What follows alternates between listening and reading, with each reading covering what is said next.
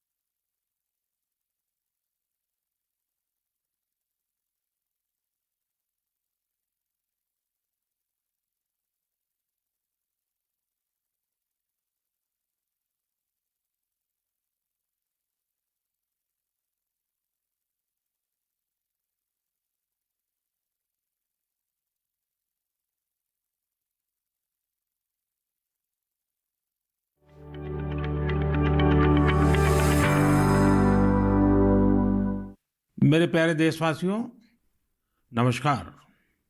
जब मैं मन की बात करता हूं तो ऐसा लगता है जैसे आपके बीच आपके परिवार के सदस्य के रूप में उपस्थित हूं।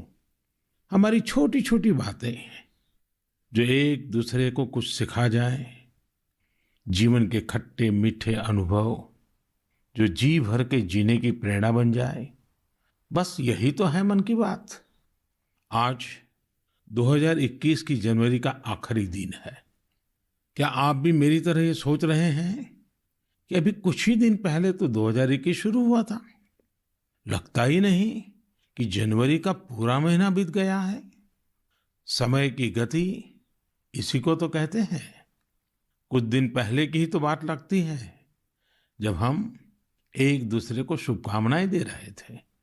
फिर हमने लोहड़ी मनाई, मकर संक्रांति मनाई, पोंगल, बिहू मनाया। देश के अलग अलग हिस्सों में त्योहारों की धूम रही। 23 जनवरी को हमने नेताजी सुभाष चंद्र बोस के जन्मदिन को पराक्रम दिवस के तौर पर मनाया और 26 जनवरी को गणतंत्र दिवस की शानदार परेड भी देखी। राष्ट्रपति जी द्वारा संसद के संयुक्त सत्र को संबोधन के बाद बजट सत्र भी शुरू हो गया है। इन सभी के बीच एक और कार्य हुआ जिसका हम सभी को बहुत इंतजार रहता है। ये है पद्म पुरस्कारों की घोषणा। राष्ट्र ने असाधारण कार्य कर रहे लोगों को उनकी उपलब्धियां और मानवता के प्रति उनके योगदान के लिए सम्मानित किया। इस साल भी पुरस्कार पाने वालों में वे लोग शामिल हैं जिन्होंने अलग अलग क्षेत्रों में बेहतरीन काम किया है। अपने कामों से किसी का जीवन बदला है, देश को आगे बढ़ाया है। यानी जमीनी स्तर पर काम करने वाले अनसंग हीरोज को पद्म सम्मान देने की जो परंपरा देश ने कुछ वर्ष पहले शुरू की थी, वो इस बार भी कायम रखी गई है। मेरा आप सभी से आग्रह है कि इन लोगों के बारे में, उनके योगदान के बारे में जरूर जानें। परिवार में उनके बारे में चर्चा करें। देखिएगा सबको इससे कितनी प्रेरणा मिलती है। इस महीने क्रिकेट पिच से भी बहुत अच्छी खबर मिली। हमारी क्रिकेट टीम ने शुरुआती दिक्कतों के बाद शानदार वापसी करते हुए ऑस्ट्रेलिया में सीरीज जीती। हमारे खिलाड़ियों का हार्डवर्क और टीम वर्क प्रेरित करने वाला है। इन सब के बीच दिल्ली में 26 जनवरी को तिरंगा का अपमान देख देश बहुत दुखी भी हुआ। हमें आने वाले समय को नई आशा और नवीनता से भरना है।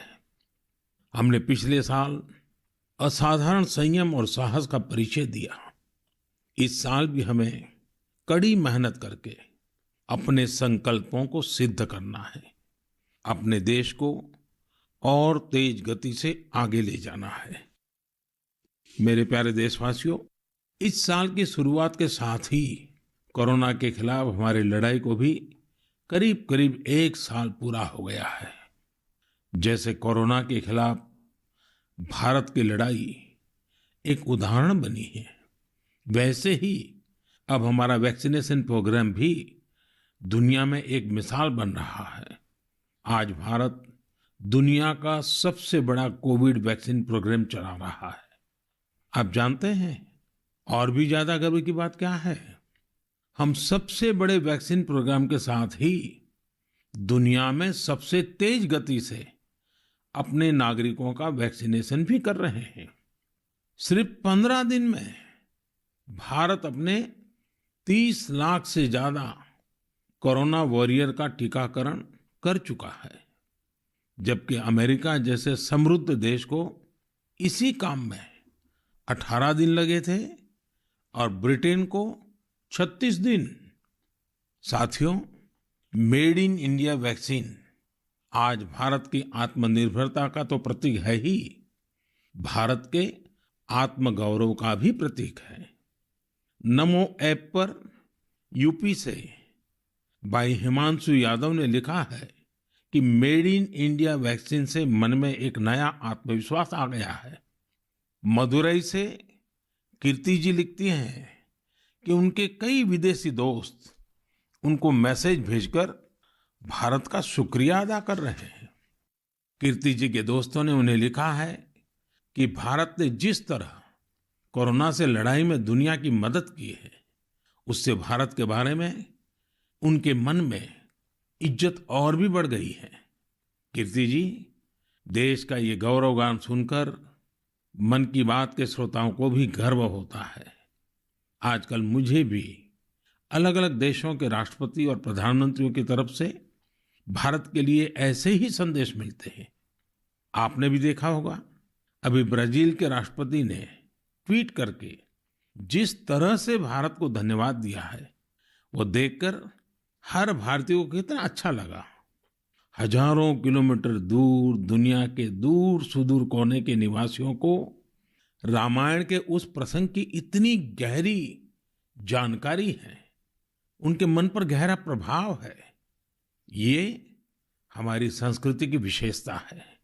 साथियों, इस वैक्सीनेशन कार्यक्रम में आपने एक और बात पर अवश्य ध्यान दिया होगा। संकट के समय में भारत दुनिया की सेवा इसलिए कर पा रहा है क्योंकि भारत आज दवाओं और वैक्सीन को लेकर सक्षम है, आत्मनिर्भर है। यही सोच आत्मनिर्भर भारत अभियान की भी है। भारत जितना सक्षम होगा, उतनी ही अधिक मानवता की सेवा करेगा, उतना ही अधिक लाभ दुनिया को होगा। मेरे प्यारे देशवासियों, हर बार आपके ढेर सारे पत्र मिलते हैं। नमो ऐप और माय गॉव पर आपके मैसेजेस, फोन कॉल्स के माध्यम से आपकी बातें जानने का अवसर मिलता है। इन्हीं संदेशों में एक ऐसा भी संदेश है जिसने मेरा ध्यान खींचा। ये संदेश है बहन प्रियंका पांडे जी का। 23 साल की बेटी प्रियंका जी हिंदी साहित्य की विद्यार्थिनी है और बिहार के सिवान में रहती है। प्रियंका जी ने नमो ऐप पर लिखा है कि वो देश के 15 घरेलू पर्यटन स्थलों पर जाने के मेरे सुझाव से बहुत प्रेरित हुई थी। इसलिए 1 जनवरी को वो एक जगह के लिए निकली जो बहुत खास थी।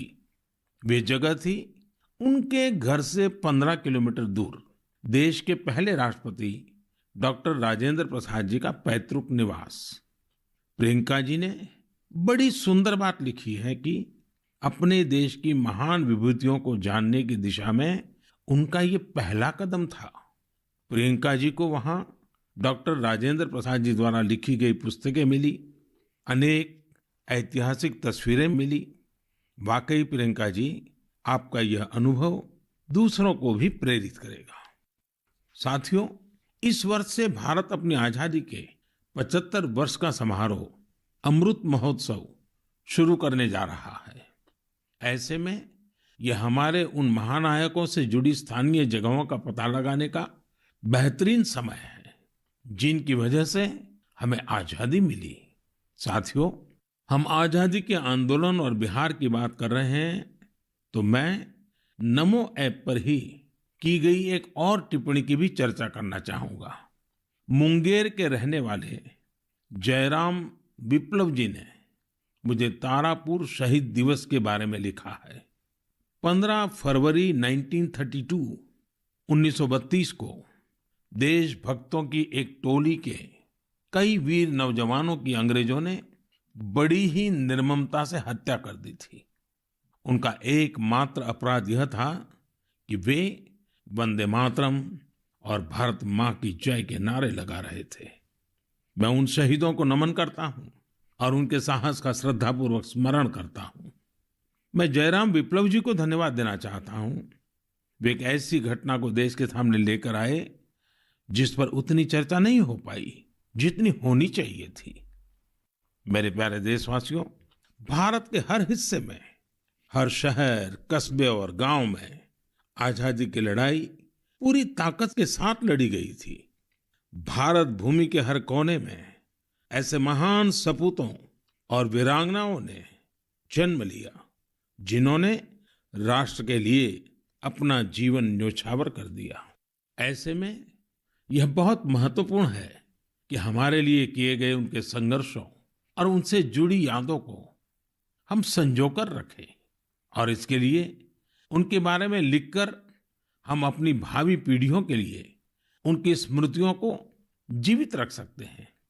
मैं सभी देशवासियों को और खास करके अपने युवा साथियों को आह्वान करता हूं कि ये देश के स्वतंत्रता सेनानियों के बारे में, आजादी से जुड़ी घटनाओं के बारे में लिखें। अपने इलाके में स्वतंत्रता संग्राम के दौर की वीरता की गाथाओं के बारे में किताबें लिखें। अब जबकि भारत अपनी आजादी के 75 वर्ष मनाएगा, तो आपका लेखन आजादी के नायकों के प्रति उत्तम श्रद्धांजलि होगी। यंग राइटर्स के लिए इंडिया 75 के निमित्त एक इनिशिएटिव शुरू किया जा रहा है। इससे सभी राज्यों और भाषाओं के युवा लेखकों को प्रोत्साहन मिलेगा। देश में बड़ी संख्या में ऐसे विषयों पर लिखने वाले राइटर्स तैयार होंगे जिनका भारतीय विरासत और संस्कृति पर गहन अध्ययन होगा। हमें ऐसी उभरती प्रतिभाओं की पूरी मदद करनी है। इससे भविष्य की दिशा निर्धारित करने वाले थॉट लीडर्स का एक वर्ग भी तैयार होगा। मैं अपने युवा मित्रों को इस पहल का हिस्सा बनने और अपने साहित्यिक कौशल का अधिक से अधिक उपयोग करने के लिए आमंत्रित करता हूं। इससे जुड़ी जानकारियां शिक्षा मंत्रालय की वेबसाइट से प्राप्त कर सकते हैं। मेरे प्यारे देशवासियों, मन की बात में श्रोताओं को क्या पसंद आता है ये आप ही बेहतर जानते हैं, लेकिन मुझे मन की बात में सबसे अच्छा ये लगता है कि मुझे बहुत कुछ जानने, सीखने और पढ़ने को मिलता है। एक प्रकार से परोक्ष रूप से आप सबसे जुड़ने का अवसर मिलता है। किसी का प्रयास, किसी का जज्बा, किसी का देश के लिए कुछ कर गुजर जाने का जुनून, यह सब मुझे बहुत प्रेरित करते हैं, ऊर्जा से भर देते हैं। हैदराबाद के बोयिनपल्ली में एक स्थानीय सब्जी मंडी किस तरह अपने दायित्व को निभा रही है, ये पढ़कर भी मुझे बहुत अच्छा लगा। हम सब ने देखा है कि सब्जी मंडियां में अनेक वजहों से काफी सब्जी खराब हो जाती है। ये सब्जी इधर उधर फैलती हैं, गंदगी भी फैलाती हैं। लेकिन बोयिनपल्ली की सब्जी मंडी ने तय किया कि हर रोज बचने वाली इन सब्जियों को ऐसे ही फेंका नहीं जाएगा। सब्जी मंडी से जुड़े लोगों ने तय किया इससे बिजली बनाई जाएगी। बेकार हुई सब्जियों से बिजली बनाने के बारे में शायद ही आपने कभी सुना हो। यही तो इनोवेशन की ताकत है।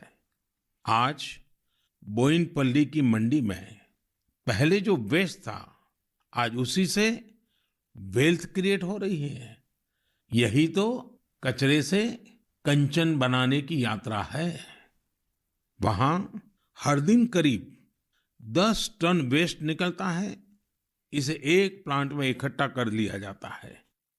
प्लांट के अंदर इस वेस्ट से हर दिन 500 यूनिट बिजली बनती है और करीब 30 किलो बायोफ्यूल भी बनता है।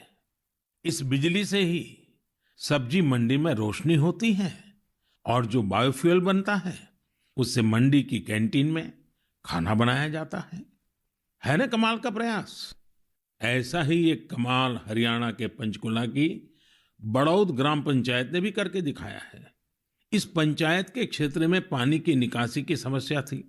इस वजह से गंदा पानी इधर उधर फैल रहा था, बीमारी फैलाता था। लेकिन बड़ौद के लोगों ने तय किया इस वाटर वेस्ट से भी वेल्थ क्रिएट करेंगे। ग्राम पंचायत ने पूरे गांव से आने वाले गंदे पानी को एक जगह इकट्ठा करके फिल्टर करना शुरू किया और फिल्टर किया हुआ ये पानी अब गांव के किसान खेतों में सिंचाई के लिए इस्तेमाल कर रहे हैं। यानी प्रदूषण, गंदगी और बीमारियों से छुटकारा भी और खेतों में सिंचाई भी। साथियों, पर्यावरण की रक्षा से कैसे आमदनी के रास्ते भी खुलते हैं, इसका एक उदाहरण अरुणाचल प्रदेश के तवांग में भी देखने को मिला। अरुणाचल प्रदेश के इस पहाड़ी इलाके में सदियों से मोन शुगु नाम का एक पेपर बनाया जाता है। ये कागज यहाँ के स्थानीय शुगु शेंग नाम के एक पौधे की छाल से बनाते हैं। इसलिए इस कागज को बनाने के लिए पेड़ों को नहीं काटना पड़ता है। इसके अलावा इसे बनाने में किसी केमिकल का इस्तेमाल भी नहीं होता है। यानी ये कागज पर्यावरण के लिए भी सुरक्षित है और स्वास्थ्य के लिए भी। एक वो भी समय था जब इस कागज का निर्यात होता था, लेकिन जब आधुनिक तकनीक से बड़ी मात्रा में कागज बनने लगे तो ये स्थानीय कला बंद होने की कगार पर पहुंच गई। अब एक स्थानीय सामाजिक कार्यकर्ता गोम्बू ने इस कला को पुनर्जीवित करने का प्रयास किया है। इससे यहाँ के आदिवासी भाई बहनों को रोजगार भी मिल रहा है। मैंने एक और खबर केरल की देखी है जो हम सभी को अपने दायित्वों का एहसास कराती है। केरल के कोट्टयम में एक दिव्यांग बुजुर्ग हैं, एनएस राजप्पन साहब। राजप्पन जी पैरालिसिस के कारण चलने में असमर्थ हैं, लेकिन इससे स्वच्छता के प्रति उनके समर्पण में कोई कमी नहीं आई है। वो पिछले कई सालों से नाव से वेम्बनाड झील में जाते हैं और झील में फेंकी गई प्लास्टिक की बोतलें बाहर निकाल करके ले आते हैं। सोचिए, राजप्पन जी की सोच कितनी ऊंची है। हमें भी राजप्पन जी से प्रेरणा लेकर स्वच्छता के लिए जहां संभव हो अपना योगदान देना चाहिए।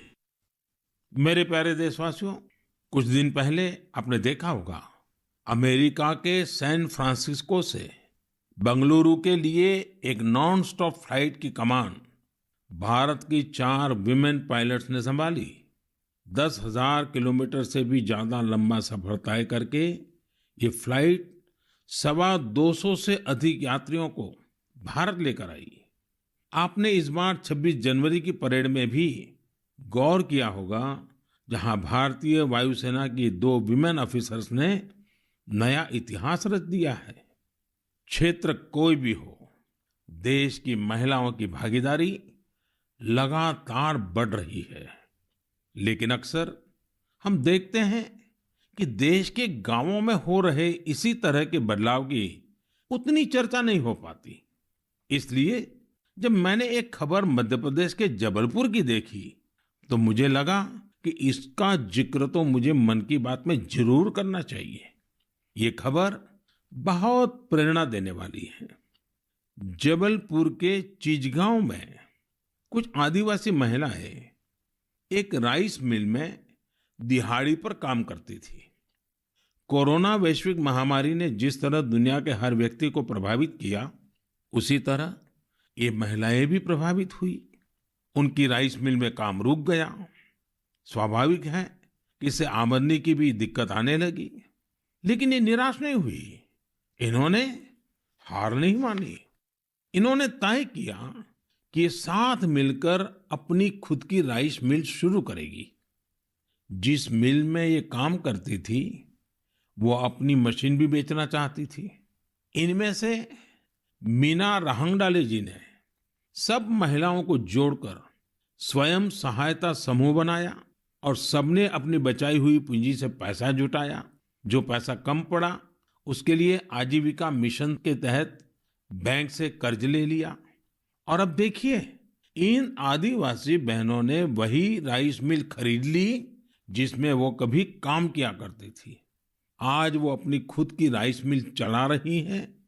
इतने ही दिनों में इस मिल ने करीब 3 लाख रुपए का मुनाफा भी कमा लिया है। इस मुनाफे से मीना जी और उनकी साथी सबसे पहले बैंक का लोन चुकाने और फिर अपने व्यापार को बढ़ाने के लिए तैयारी कर रही हैं।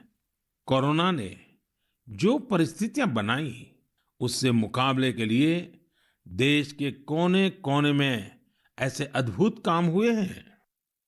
मेरे प्यारे देशवासियों, अगर मैं आपसे बुंदेलखंड के बारे में बात करूं तो वो कौन सी चीजें हैं जो आपके मन में आएगी? इतिहास में रुचि रखने वाले लोग इस क्षेत्र को झांसी की रानी लक्ष्मीबाई के साथ जोड़ेंगे। वहीं कुछ लोग सुंदर और शांत ओरछा के बारे में सोचेंगे। कुछ लोगों को इस क्षेत्र में पड़ने वाली अत्यधिक गर्मी की भी याद आ जाएगी। लेकिन इन दिनों यहाँ कुछ अलग हो रहा है जो काफी उत्साहवर्धक है और जिसके बारे में हमें जरूर जानना चाहिए। पिछले दिनों झांसी में 1 महीने तक चलने वाला स्ट्रॉबेरी फेस्टिवल शुरू हुआ। हर किसी को आश्चर्य होता है, स्ट्रॉबेरी और बुंदेलखंड, लेकिन यही सच्चाई है। अब बुंदेलखंड में स्ट्रॉबेरी की खेती को लेकर उत्साह बढ़ रहा है और इसमें बहुत बड़ी भूमिका निभाई है झांसी की एक बेटी गुरलीन चावला ने। लॉ की छात्रा गुरलीन ने पहले अपने घर पर और फिर अपने खेत में स्ट्रॉबेरी की खेती का सफल प्रयोग कर ये विश्वास जगाया है कि झांसी में भी ये हो सकता है। झांसी का strawberry festival stay at home concept पर जोर देता है। इस महोत्सव के माध्यम से किसानों और युवाओं को अपने घर के पीछे खाली जगह पर या छत पर टेरेस गार्डन में बागवानी करने और स्ट्रॉबेरीज उगाने के लिए प्रोत्साहित किया जा रहा है। नई टेक्नोलॉजी की मदद से ऐसे ही प्रयास देश के अन्य हिस्सों में भी हो रहे हैं। जो स्ट्रॉबेरी कभी पहाड़ों की पहचान थी, वो अब कच्छ की रेतीली जमीन पर भी होने लगी हैं। किसानों की आय बढ़ रही है। साथियों, स्ट्रॉबेरी फेस्टिवल जैसे प्रयोग इनोवेशन की स्पिरिट को तो प्रदर्शित करते ही हैं, साथ ही यह भी दिखाते हैं कि हमारे देश का कृषि क्षेत्र कैसे नई टेक्नोलॉजी को अपना रहा है। साथियों, खेती को आधुनिक बनाने के लिए सरकार प्रतिबद्ध है और अनेक कदम उठा भी रही है। सरकार के प्रयास आगे भी जारी रहेंगे। मेरे प्यारे देशवासियों, कुछ ही दिन पहले मैंने एक वीडियो देखा। वह वीडियो पश्चिम बंगाल के वेस्ट मिदनापुर स्थित नया पिंगला गांव के एक चित्रकार सरमुद्दीन का था। वो प्रसन्नता व्यक्त कर रहे थे कि रामायण पर बनाई उनकी पेंटिंग 2 लाख रुपए में बिकी है। इससे उनके गांव वालों को भी काफी खुशी मिली है। इस वीडियो को देखने के बाद मुझे इसके बारे में और अधिक जानने की उत्सुकता हुई। इसी क्रम में मुझे पश्चिम बंगाल से जुड़ी एक बहुत अच्छी पहल के बारे में जानकारी मिली, जिसे मैं आपके साथ जरूर साझा करना चाहूंगा। पर्यटन मंत्रालय के रीजनल ऑफिस ने महीने के शुरू में ही बंगाल के गांवों में एक इनक्रेडिबल इंडिया वीकेंड गेटवे की शुरुआत की। इसमें पश्चिम मिदनापुर, बांकुरा, बीरभूम, पुरुलिया, पूर्व बर्धमान, वहां के हस्तशिल्प कलाकारों ने विजिटर्स के लिए हैंडीक्राफ्ट वर्कशॉप आयोजित की। मुझे यह भी बताया गया कि इनक्रेडिबल इंडिया वीकेंड गेटवे के दौरान हैंडीक्राफ्ट्स की जो कुल बिक्री हुई वो हस्तशिल्पकारों को बेहद प्रोत्साहित करने वाली है। देश भर में लोग भी नए नए तरीकों से हमारी कला को लोकप्रिय बना रहे हैं। ओडिशा के राउरकेला की भाग्यश्री साहू को देख लीजिए।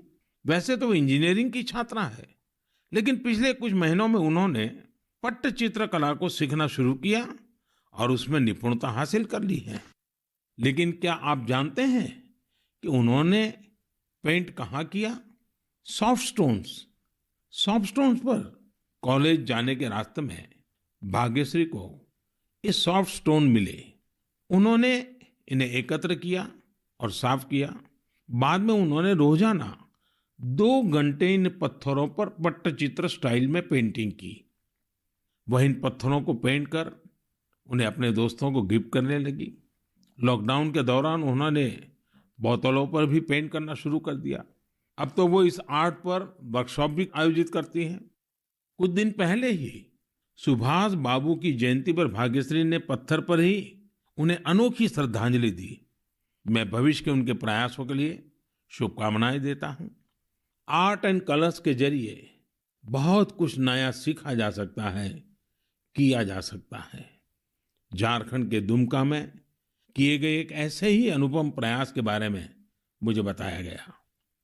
यहाँ मिडिल स्कूल के एक प्रिंसिपल ने बच्चों को पढ़ाने और सिखाने के लिए गांव की दीवारों को ही अंग्रेजी और हिंदी के अक्षरों से पेंट करवा दिया।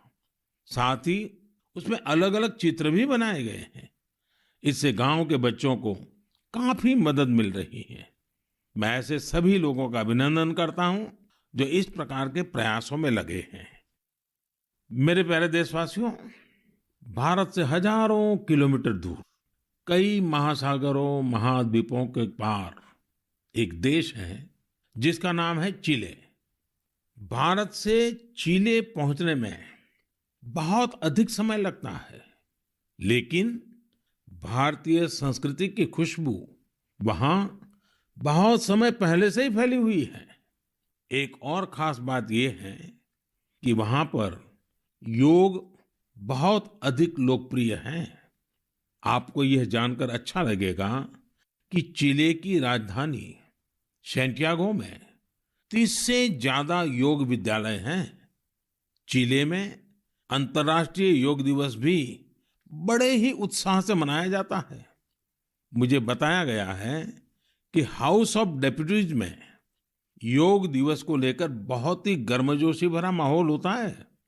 कोरोना के इस समय में इम्यूनिटी पर जोर और इम्यूनिटी बढ़ाने में योग की ताकत को देखते हुए अब वे लोग योग को पहले से कहीं ज्यादा महत्व दे रहे हैं। चिले की कांग्रेस यानी वहां की पार्लियामेंट ने एक प्रस्ताव पारित किया है। वहां 4 नवंबर को नेशनल योगा डे घोषित किया गया है। अब आप ये सोच सकते हैं कि आखिर 4 नवंबर में ऐसा क्या है। 4 नवंबर 1962 को ही चिले का पहला योग संस्थान होजे राफाल एस्ट्राडा द्वारा स्थापित किया गया था। इस दिन को नेशनल योगा डे घोषित करके एस्ट्राडा जी को भी श्रद्धांजलि दी गई है। चिले की पार्लियामेंट द्वारा यह एक विशेष सम्मान है जिस पर हर भारतीय को गर्व है। वैसे चिले की संसद से जुड़ी एक और बात आपको दिलचस्प लगेगी। चिले सीनेट के वाइस प्रेसिडेंट का नाम रविंद्रनाथ क्विंटेरॉस है। उनका यह नाम विश्व कवि गुरुदेव टैगोर से प्रेरित होकर रखा गया है। मेरे प्यारे देशवासियों, माय गॉव पर महाराष्ट्र के जालना के डॉक्टर स्वप्निल मंत्री और केरल के पलक्कड़ के प्रहलाद राजगोपाल ने आग्रह किया है कि मैं मन की बात में सड़क सुरक्षा पर भी आपसे बात करूं। इसी महीने 18 जनवरी से 17 फरवरी तक हमारा देश सड़क सुरक्षा माह यानी रोड सेफ्टी मंथ भी मना रहा है। सड़क हादसे आज हमारे देश में ही नहीं, पूरी दुनिया में चिंता का विषय है। आज भारत में रोड सेफ्टी के लिए सरकार के साथ ही व्यक्तिगत और सामूहिक स्तर पर कई तरह के प्रयास भी किए जा रहे हैं। जीवन बचाने के इन प्रयासों में हम सबको सक्रिय रूप से भागीदार बनना चाहिए।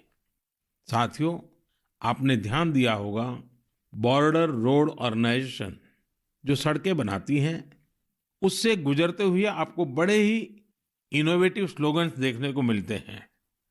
This is highway not runway, या फिर be mister late than late mister. ये स्लोगन्स सड़क पर सावधानी बरतने को लेकर लोगों को जागरूक करने में काफी प्रभावी होते हैं। अब आप भी ऐसे ही इनोवेटिव स्लोगन्स या कैच फ्रेजेस माय गॉव पर भेज सकते हैं। आपके अच्छे स्लोगन्स भी इस अभियान में उपयोग किए जाएंगे। साथियों, रोड सेफ्टी के बारे में बात करते हुए मैं नमो ऐप पर कोलकाता की अपर्णा दास जी की एक पोस्ट की चर्चा करना चाहूंगा। अपर्णा जी ने मुझे फास्टैग प्रोग्राम पर बात करने की सलाह दी है। उनका कहना है कि फास्टैग से यात्रा का अनुभव ही बदल गया है। इससे समय की तो बचत होती ही है, टोल प्लाजा पर रुकने, कैश पेमेंट की चिंता करने जैसी दिक्कतें भी खत्म हो गई हैं। अपर्णा जी की बात सही भी है। पहले हमारे यहाँ टोल प्लाजा पर एक गाड़ी को औसतन 7 से 8 मिनट लग जाते थे, लेकिन फास्टैग आने के बाद ये समय औसतन सिर्फ 1.5-2 मिनट रह गया है। टोल प्लाजा पर वेटिंग टाइम में कमी आने से गाड़ी के ईंधन की बचत भी हो रही है। इससे देशवासियों के करीब 21,000 करोड़ रुपए बचने का अनुमान है, यानी पैसे की भी बचत और समय की भी बचत। मेरा आप सभी से आग्रह है कि सभी दिशा निर्देशों का पालन करते हुए अपना भी ध्यान रखें और दूसरों का जीवन भी बचाएं। मेरे प्यारे देशवासियों, हमारे यहाँ कहा जाता है, जल बिंदु निपातेन क्रमशः पूर्यते घटः, अर्थात एक एक बूंद से ही घड़ा भरता है। हमारे एक एक प्रयास से ही हमारे संकल्प सिद्ध होते हैं। इसलिए 2021 की शुरुआत जिन लक्ष्यों के साथ हमने की है, उनको हम सबको मिलकर ही पूरा करना है। तो आइए हम सब मिलकर इस साल को सार्थक करने के लिए अपने अपने कदम बढ़ाएं। आप अपना संदेश, अपने आइडियाज जरूर भेजते रहिएगा। अगले महीने हम फिर मिलेंगे। इति विदा, पुनर्मिलनाय।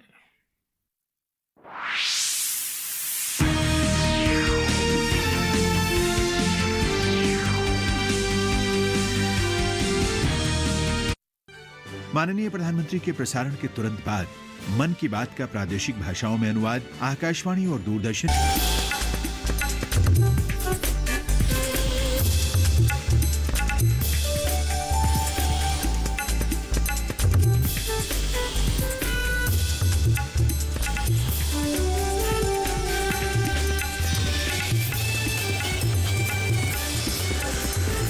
डीडी किसान, बदलते भारत की शान।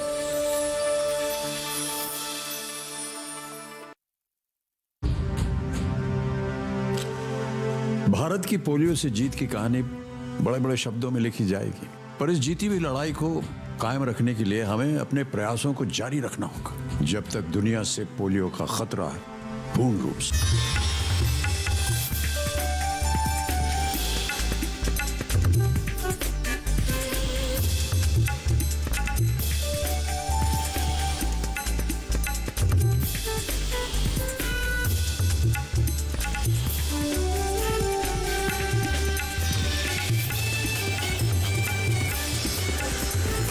डीडी किसान, बदलते भारत की